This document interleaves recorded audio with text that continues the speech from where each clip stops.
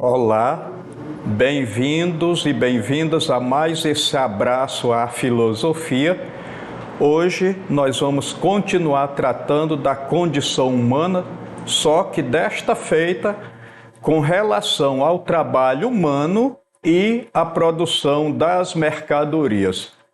Então vai ser um encontro especial, porque vamos tratar do trabalho, vamos tratar da moeda, que é uma mercadoria que pode ser trocada por qualquer outra. Enfim, vamos tratar do mundo do trabalho na produção. O mundo do trabalho humano referente à produção. O trabalho não é uma satisfação de necessidades, mas apenas um meio para satisfazer outras necessidades. Então, na verdade, Karl Marx, esse grande sociólogo e filósofo alemão, ele vai afirmar que o trabalho não é uma coisa muito legal, não. O trabalho é alguma coisa que a gente faz por necessidade, mas o trabalhador, ele só se sente bem mesmo no seu dia de folga, no momento de folga. Se a gente for pensar bem, até na Bíblia, no começo lá, a história da criação, quando Adão e Eva pecaram, Deus condenou Adão e Eva a trabalharem. Vocês pecaram, vocês desobedeceram, agora vocês vão ganhar o pão com o suor do próprio rosto. Então, o trabalho para Marx é justamente essa coisa que a gente precisa realizar, mas para satisfazer outras necessidades. O trabalho em si não é uma coisa muito desejada pelo ser humano. Os animais, por sua vez, eles trabalham para se adaptarem à natureza. O homem, além de precisar trabalhar para se adaptar à natureza, ele também trabalha para adaptar a natureza a seu favor. Então, essa é, inclusive, uma das grandes peculiaridades do trabalho humano. Então, agora uma outra coisa interessante é a questão da produção. Produção é a atividade da combinação dos fatores de produção que tem como finalidade satisfazer necessidades do ser humano. Então, o trabalho humano, como falei anteriormente, ele tem uma peculiaridade. Qual é essa peculiaridade? Adaptar a natureza a favor do próprio homem. Enquanto que se eu utilizar uma abelha, se eu pegar uma abelha aqui da região amazônica e levá-la ao frio do Rio Grande do Sul, por exemplo, principalmente numa época em que o frio está mais acentuado, ela tem três possibilidades. Ou ela se adapta ao frio, ou ela volta para a região amazônica, ou ela morre. O homem não. O homem ele tem pelo menos 4 possibilidades. Ele pode se adaptar ao frio de lá, ele pode morrer, ele pode voltar à região amazônica, mas se ele não quiser fazer nenhuma dessas 3 coisas, ele pode tentar adaptar a natureza a seu favor. Então ele pode pegar a lã das ovelhas e fazer um casaco para se aquecer. Ele também pode criar um aquecedor. Então, nesse sentido, é que o trabalho humano ele vai fazer uma grande diferença em relação ao trabalho dos outros animais. Muito bem, então a produção de bens tangíveis, ela é dividida em 4 partes. E quais são essas partes? Então nós temos aí o seguinte: a indústria, a agricultura, a pecuária e o extrativismo. Eu gosto de falar de baixo para cima. Então nós temos o extrativismo, que é uma das primeiras atividades que o homem vai fazer ainda na pré-história, a pecuária, que também é uma coisa muito antiga, a agricultura e, por fim, a indústria, especialmente a partir do século XVIII, quando realmente a indústria ela vai fazer parte do cotidiano das pessoas. Então, nesse aspecto, é muito importante a gente saber que uma questão como essa pode cair no Enem, justamente para a gente saber saber quais são as 4 coisinhas que ajudam a gente a produzir. No caso aí, nós temos o extrativismo, a pecuária, a agricultura e a indústria. Isso aqui é alguma coisa que a gente precisa memorizar, que a gente não pode nem deve esquecer, porque é de suma importância. Outra coisa também é, segundo Karl Marx, um dos grandes teóricos do trabalho, sociólogo, filósofo, então esse trabalho pode ser a força de trabalho posta em ação, criando valor na elaboração de determinadas mercadorias. É claro que a gente não trabalha apenas para produzir mercadorias, a gente também gera produtos. Então, quando alguém faz uma mesa para presentear o pai ou a mãe, está fazendo um produto, não está necessariamente fazendo uma mercadoria. Todavia, quando ele constrói essa mesa, o fabrico dessa mesa é destinado à venda, à troca, a angariar, a receber dinheiro por esse produto, aí esse produto ele justamente passa a ser entendido no sentido aí do filósofo Marx como mercadoria. Então a mercadoria é um produto que é colocado à venda. E é só nesse sentido que a mercadoria vai fazer diferença de produto. Então, Karl Marx, ele vai definir a história da humanidade, vai dividir a história da humanidade, na realidade, em modos de produção. Nós temos modos de produção e fatores de produção. Primeiro, nós vamos falar, então, dos modos de produção no decorrer da história. Então, o primeiro modo de produção é o comunismo primitivo. Esse modo de produção, ele é importante porque ele não tem uma divisão do trabalho. Esse modo de produção é um modo no qual os homens fazem uma coisa, as mulheres fazem outra, os adultos fazem uma coisa, as crianças fazem outra. Então, o trabalho é dividido por sexo e idade. Então, tem até competição, mas não tem dominação do homem pelo homem, e não tem a dominação do homem sobre a mulher ou da mulher sobre o homem, ou do homem, dos adultos sobre as crianças. É um modo de produção aonde prevalece uma igualdade tal que todo mundo planta, todo mundo colhe e todo mundo come. Então não existe uma divisão acentuada, quer dizer, o que pode existir é alguma competição, mas nunca a exploração do homem pelo homem. O segundo modo de produção é o modo de produção asiático. Aí a gente vai falar de Egito e Mesopotâmia. Lá no Egito a gente tinha o faraó e na Mesopotâmia o patesi, também chamado de lugal. No Egito, o faraó era considerado um deus na terra e na Mesopotâmia o patesi ou lugal era representante de Deus na terra. Agora, o que acontecia? Eles, o faraó e o patesi, eles tinham uma casta sacerdotal. E quando o camponês produzia, o que acontecia? Essa casta sacerdotal, ela circulava pelos rios, no caso do Egito, pelo rio Nilo, no caso da Mesopotâmia, o rio Tigre e o rio Eufrates, e pegavam dos camponeses o excedente da produção. Quer dizer, deixava para o camponês o mínimo necessário para que ele pudesse sobreviver, e logo em seguida toda a produção, a grande parte da produção era destinada ao faraó ou ao patesi. Agora nós temos aí um terceiro modo de produção, que é o modo de produção escravista. E aí nós estamos falando principalmente de Grécia e Roma. Só para vocês terem uma ideia, no auge do período grego, então, nós tínhamos 90 mil cidadãos livres e 365 mil escravos. Você imagine aí, para cada cidadão livre, quase 4 escravos. Muito escravo numa população relativamente pequena. Então, um modo de produção desse, ele tem dificuldade para se manter, porque é muita gente sendo explorada e um dia esse modo de exploração, ele causa revolta.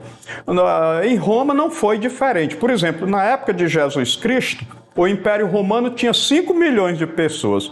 Agora, se você contar que 470 mil pessoas eram soldados e 2 milhões de pessoas eram escravos, nossa, praticamente a metade da população era composta ou por soldados ou por escravos, principalmente por escravos. Aí a gente pode entender muito bem por que esse modo de produção faliu num determinado momento da história. É muito escravo para pouco cidadão livre. Então, nesse aspecto, esse modo de produção escravista ele é marcante, porque ficou muita coisa registrada e a gente sabe muito sobre esse modo de produção. Inclusive porque até aqui no Brasil a gente teve a escravidão abolida no século XIX. O outro modo de produção é o modo de produção feudal. Esse modo ele prevaleceu principalmente na Europa. Principalmente na Europa medieval. E por fim, nós vamos ter aí o modo de produção capitalista. Esse modo de produção, ele é baseado na força do proletariado e do burguês. Desde o modo de produção do asiático até o modo de produção capitalista, nós temos a exploração do homem pelo homem. Então, o modo de produção é a forma como os seres humanos estão organizados para produzirem e para a distribuição da produção. Agora, nós temos o modo de produção socialista, ele foi experimentado aí no decorrer da história, com todos os defeitos que nós conhecemos, mas ele prevê a eliminação do Estado e a eliminação das classes. E, finalmente, Karl Marx diz que nós vamos chegar ao comunismo, onde as coisas são produzidas e distribuídas, elas são produzidas em alta escala, mas elas são distribuídas de conformidade com as necessidades das pessoas.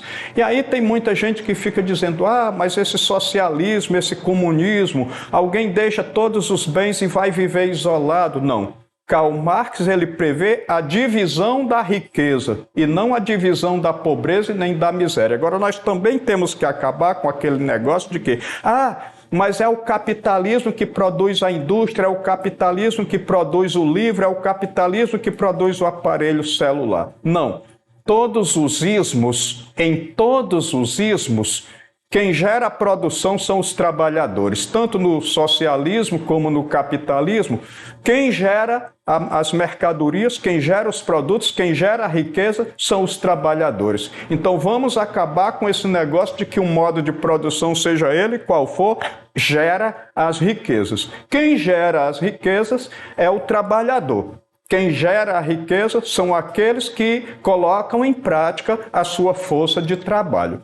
Então nós temos aí, inclusive, algumas imagens que estão representando os modos de produção, mas nós não temos todos representados aí nessa imagem. Eu coloquei isso até propositalmente, porque, na realidade, o que nós precisamos entender, fundamentalmente, é que o modo de produção é a forma como os homens se organizam e distribuem a produção na sociedade. Agora nós vamos falar um pouco dos fatores de produção. Então nós temos 3 fatores de produção: terra, trabalho e capital.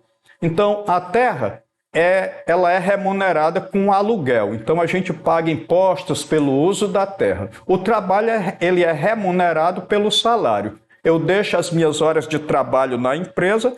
O empresário ele vai ficar com a grande quantidade das minhas horas de trabalho. No final do mês, ele vai devolver alguma coisa para o trabalhador, no caso eu, em forma de salário.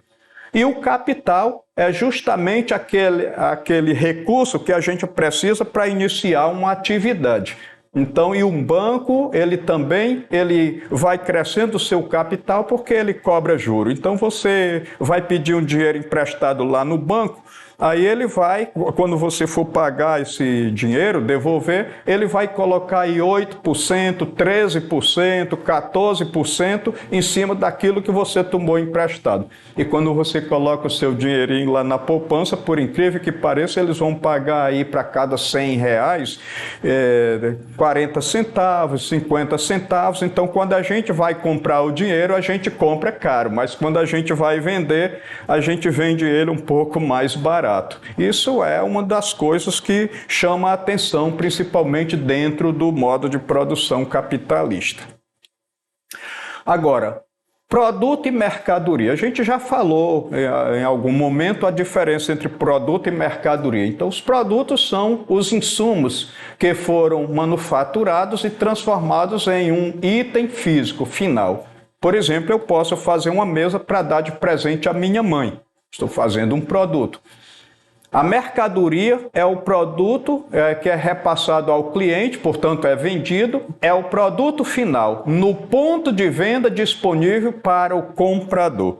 E aí nós podemos utilizar para isso tanto a moeda como outras mercadorias. Quando a gente troca uma mercadoria por outra, e durante grande parte da história da humanidade foi assim, a gente chamava isso de escambo. Agora nós temos aí a mercadoria, ela tem um valor de uso e um valor de troca. Então o que é esse valor de uso? O valor de uso é a capacidade que a mercadoria tem de satisfazer necessidades. E qual é o valor de troca? O valor de troca é a quantidade, a capacidade de comprar outras mercadorias. Então eu posso trocar um produto por outro, ou eu posso trocar o produto por dinheiro. Aliás, eu tendo dinheiro, eu posso trocá-lo por qualquer outra mercadoria. Bom, então aí uma coisa que chama muita atenção são essas duas mercadorias especiais colocadas aí. A primeira mercadoria especial é o trabalho. Por quê? Porque o trabalho, ele produz todas as outras mercadorias, inclusive o dinheiro que paga ele. Agora, por outro lado, o dinheiro também ele é uma mercadoria especial.